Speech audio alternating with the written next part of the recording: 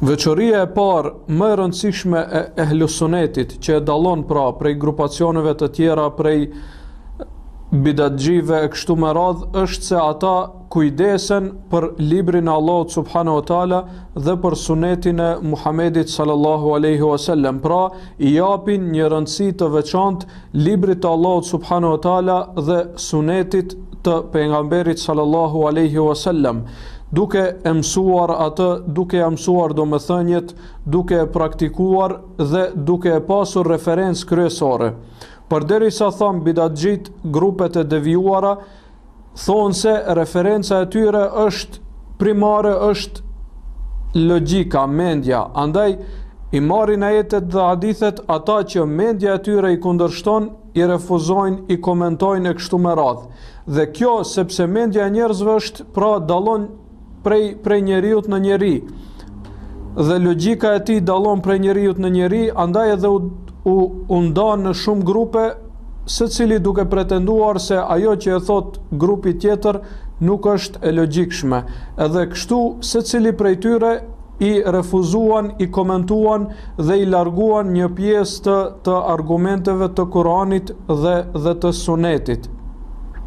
Kurse ehlusuneti është i tillë që i pranon të gjithë pra argumentet dhe mendjen i nënshtron argumentit, sepse argumenti ka mundësi që të vijë me diçka që mendja nuk e kupton plotësisht, siç është çështja e xhenetit, xhehenemit, ditës së gjykimit, gjërat e gajbit.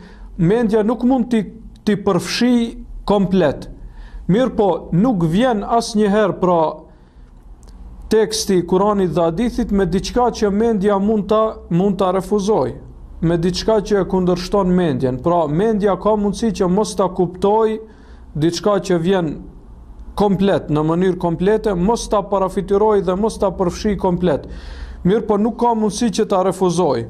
Çështjet e gajbit për shembull, çështjet që do të ndodhin në ditën e gjykimit, mendja nuk mund t'i refuzoj, sepse ajo do të jetë një ambient tjetër, do të jenë rrethana tjera, do të jenë kushte tjera, pra nuk do të vlejnë ligjet e natyrës që vlejnë tash e kështu me radhë, pra do të jetë komplet diçka tjetër. Andaj mendja nuk ka si ta refuzoj, sepse mendja nuk është ballafaquar deri tash me diçka të tillë.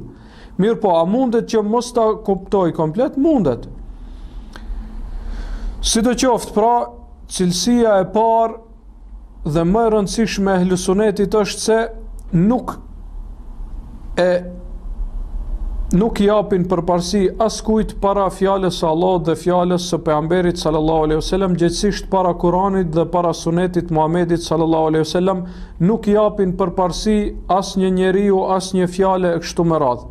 Siç thot Imam Maliku rahimahullah, thot çdo kujt i merret fjala dhe i refuzohet. Pra çdo njeri tjetër mund t'i pranohet një pjesë e fjalës dhe një pjesë mund t'i refuzohet, përveç pronarit të këtij varri e ka për qëllim Muhamedit alayhis salam, fjala e të cilit nuk refuzohet.